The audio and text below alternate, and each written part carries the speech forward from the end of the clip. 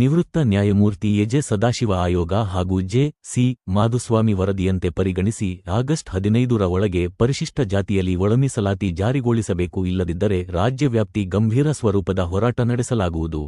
ಒಳ ಮೀಸಲಾತಿ ಜಾರಿಯಾಗುವಂತೆ supreme court ಸಹ ನಿರ್ದೇಶನ ನೀಡಿ ವರ್ಷ ಗತಿಸಿದರೂ ಈ ರಾಜ್ಯದ ಮುಖ್ಯಮಂತ್ರಿಗಳಾದ ಸಿದ್ದರಾಮಯ್ಯ ನೇತೃತ್ವದ ರಾಜ್ಯ ಸರ್ಕಾರ ಒಳ ಮೀಸಲಾತಿ ಜಾರಿಗೊಳಿಸುತ್ತಿಲ್ಲ. ಮಾದಿಗ ಜನಾಂಗಕ್ಕೆ ಘೋರ ಅನ್ಯಾಯ ಮಾಡುತ್ತಿದ್ದಾರೆ. ರಾಜ್ಯದಲ್ಲಿ ಪರಿಶಿಷ್ಟ ಜಾತಿಗೆ ಇರುವ 15% 17% ಹೆಚ್ಚಿಸಿ ಮೀಸಲಾತಿಯಲ್ಲಿ ಮಾದರ, ಸಮಗಾರ, ಡೋಹರ, ಮಚ್ಚಗಾರ ಸಮುದಾಯದವರಿಗೆ 6% ಒಳ ಮೀಸಲಾತಿ ನೀಡುವಂತೆ ಆಯೋಗ ಶಿಫಾರಸು ಮಾಡಿದೆ. ಆದರೆ ಸದ್ಯದ ಸರ್ಕಾರದಲ್ಲಿ ಇರುವ ಕೆಲವರು ಒಳ ಮೀಸಲಾತಿ ಜಾರಿಯಾಗಲು ಅಡ್ಡಿಪಡಿಸುತ್ತಿದ್ದಾರೆ. ಇಂಥವರ ಮಾತಿಗೆ ಮುಖ್ಯಮಂತ್ರಿಗಳು ಕಿವಿಕೊಡಬಾರದು. ಒಳ ಮೀಸಲಾತಿಗಾಗಿ ಸುಮಾರು 3 ದಶಕಗಳಿಂದ ಹೋರಾಟ ನಡೆಸಲಾಗುತ್ತಿದೆ. ಕಳೆದ ಬಾರಿ ಮುಖ್ಯಮಂತ್ರಿಗಳಾಗಿದ್ದ ಬಸವರಾಜ ಬೊಮ್ಮಾಯಿಯವರು ಒಳ ಮೀಸಲಾತಿ ಜಾರಿಗಾಗಿ ದಿಟ್ಟ ನಿರ್ಧಾರ ತೆಗೆದುಕೊಂಡಿದ್ದರು. ಆದರೆ ಇಂದಿನ ಸರ್ಕಾರ ಸಮೀಕ್ಷೆ ಹೆಸರಿನಲ್ಲಿ ಕಾಲಹರಣ ಮಾಡುತ್ತಿದ್ದಾರೆ. ಒಳ ಮೀಸಲಾತಿ ಜಾರಿ ಮಾಡುವುದಾಗಿ ಹೇಳಿದೆ.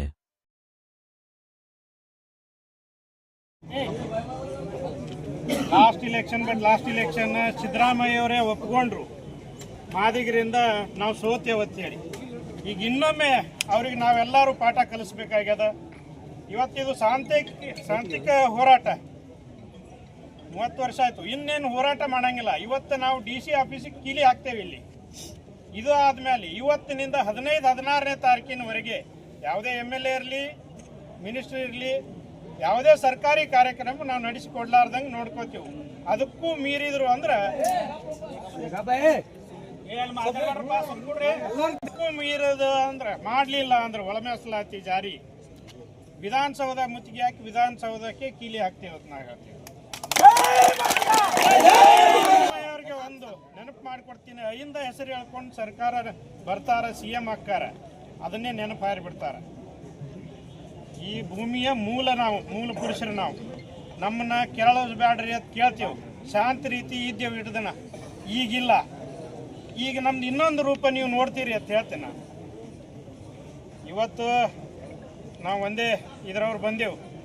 ನಾಳೆ ದಿನಮಾನದಾಗ ನಮ್ಮ ಉಪಜಾತಿಗಳು, ರೈಟು ಲೆಫ್ಟ್ ಎಲ್ಲರೂ ಕೂಡಿ, ಬೋವಿ, ಬಂಜಾರ, ಅಲಿಮಾರಿ ಎಲ್ಲ ಸಮಾಜದವರು ಸೇರಿ, ಯಾಕಂದ್ರೆ ಒಳ ಮೀಸಲಾತಿ ನಮಗೊಬ್ಬರಿಗೆ ಅಲ್ಲ, ಎಲ್ಲರಿಗೆ ಅದ. ಎಲ್ಲರೂ ಸೇರಿ ವಿಧಾನಸೌಧ ಮುತ್ತಿಗೆ ಹಾಕ್ತೇವೆ ಅಂತೇಳಿ ನಾನು ವಾರ್ನಿಂಗ್ ಕೊಟ್ಟು ಇಲ್ಲಿಗೆ ನಾನು ಮುಕ್ತಾಯ. ಎಲ್ಲರಿಗೆ ಜೈ ಭೀಮ್ ಹೇಳ್ತಾ, ಇವತ್ತು ಈ ಹೋರಾಟದ ಎಲ್ಲ ನಮ್ಮ ಕುಲಬಾಂಧವರಲ್ಲಿ ಹಾಗೂ ಇವತ್ತು ಒಂದು ವರ್ಷ ಆಯಿತು. ಹೋದ ವರ್ಷ ಆಗಸ್ಟ್ 1ನೇ ತಾರೀಕಿಗೆ ಒಂದು ಆದೇಶ ಕೂಡ ಆಗಿತ್ತು ಸುಪ್ರೀಂ ಕೋರ್ಟ್. ಇಲ್ಲಿವರೆಗೆ ಯಾವುದೇ ಥರದ್ದು ಸರ್ಕಾರ ಇಲ್ಲಿವರೆಗೆ ಈ ಮಾದಿಗ ಸಮುದಾಯ ಹಾಗೂ ಇದರೊಳಗೆ ಇರುವಂಥ ಉಪಜಾತಿಗಳನ್ನು ಅದರ ಬಗ್ಗೆ ಇಲ್ಲಿವರೆಗೆ ಒಳ ಮೀಸಲಾತಿಯನ್ನು ಜಾರಿ ಮಾಡ್ತಾ ಇಲ್ಲ. ಈಗ ಮಹಾರಾಷ್ಟ್ರ ರಾಜ್ಯದಲ್ಲಿ ಕೂಡ ಅನೇಕ ಹೋರಾಟಗಳಾಗ್ತಾ ಇದ್ದಾವೆ. ಮಹಾರಾಷ್ಟ್ರದಾಗ ಅಬಕಡ ವರ್ಗೀಕರಣಕ್ಕೆ ಸತತ 30 ವರ್ಷ ಇಲ್ಲಿ ಮಾಡ್ತಾ ಇದ್ದಾರೆ, ಅಲ್ಲಿ ಕೂಡ ಆಗ್ತಾ ಇದ್ದಾವೆ. ಆದರೂ ಕೂಡ ಈ ಸರ್ಕಾರವು ಎಚ್ಚೆತ್ತುಕೊಳ್ತಾ ಇಲ್ಲ. ಇವತ್ತು ಈ ಸರ್ಕಾರ ಈ ಮಾದಿಗರ ಪಾಲಿಗೆ ಸತ್ತದೋ ಅಥವಾ ಜೀವಂತ ಐತೆ ಅನ್ನೋದು ಗೊತ್ತಾಗ್ತಾ ಇಲ್ಲ ಬಂಧುಗಳೇ. ಯಾಕಪ್ಪ ಅಂದ್ರೆ ನಮ್ಗೆ ಕೂಡ ಸತ್ತಂಗಾಗಿದೆ ಸರ್ಕಾರ. ಆದ ಕಾರಣ ಏನಾದ್ರೂ ಬರುವಂತ ದಿವಸದಲ್ಲಿ ನೀವು ತಕ್ಷಣನೇ ಈ ನಮ್ಮ ಒಳ ಮೀಸಲಾತಿ ಜಾರಿ ಮಾಡಲಿಲ್ಲಪ್ಪ ಅಂದ್ರೆ ಮುಂದಿನ ದಿನಮಾನದಾಗ ಈ ವಿಧಾನಸೌಧ ಮುತ್ತಿಗೆ ಹಾಕುವಂತ ಕೆಲಸಗಳನ್ನ ಮಾಡ್ತೀವಿ ಅಂತ ಹೇಳಿ ನಾನು 2 ಮಾತು ಮುಗಿಸ್ತೀನಿ. ಎಚ್ಚರಿಕೆ ಗಂಟೆ ಅಂತ ಹೇಳ್ತೀನಿ. ಮಾನ್ಯ ಸಿದ್ದರಾಮಯ್ಯನವರೇ, ಮಾನ್ಯ ಸಿದ್ದರಾಮಯ್ಯ ಮುಖ್ಯಮಂತ್ರಿಯವರಿಗೆ ನಾವು ಇದು ನಮ್ಮ ಸಮಾಜದಲ್ಲಿನ ಎಚ್ಚರಿಕೆ ಗಂಟೆ. ಯಾಕಂತಂದ್ರೆ ಸುಮಾರು 30 ವರ್ಷ ಸತತವಾಗಿ ನಾವು ಹೋರಾಟ ಮಾಡ್ಕೊಂತ ಬಂದೀವಿ.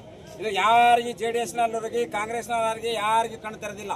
ಅಂದ್ರೆ ಏನು, ಸಮಾಜದವರು, ಮಾದಿಗ ಸಮಾಜದವರು, ಬಸವ ತತ್ವದವರು ಅವ್ರಿಗೇನಂತಂದ್ರೆ ಇವರ ಹೇಳಿದಗಳೇ ಹೋಗ್ತಾರ. ಇಷ್ಟೇ ಇಲೆಕ್ಷನ್ ಬಂದಾಗ ಓಟ್ ಹಾಕ್ತಾರ. ಇವ್ರು ಓಟ್ ತಗೊಳ್ಳೋನು, ನಾವು ಆರಿಸ್ಬರೋನು, ನಾವು ಗದ್ದಿಗೆ ಏರೋನು. ಇದು ಒಂದು ಬಿಟ್ರ ಮತ್ತೆ ಇನ್ಯಾರಲ್ಲಿ ಯಾವುದೂ ಇಲ್ಲ. ಮೀನಾಮೇಷ ಎಣಿಸೋದು. ಪರಿಶಿಷ್ಟ ಜಾತಿಯಲ್ಲಿ 101 ಜನಸಂಖ್ಯೆ ಇದ್ರು ಅತಿ ಜನಸಂಖ್ಯೆಯಲ್ಲಿ ಇರುವ ಜನಸಂಖ್ಯೆ ಅಂದ್ರೆ ಮಾದಿಗ ಜನಾಂಗ. ಅದು ಅವ್ರಿಗೆ ಗೊತ್ತದ. ಯಾಕಂತಂದ್ರ ಮಾದಿಗ ಜನಸಂಖ್ಯೆ ಹೆಚ್ಚಿಗೆ ಐತಿ.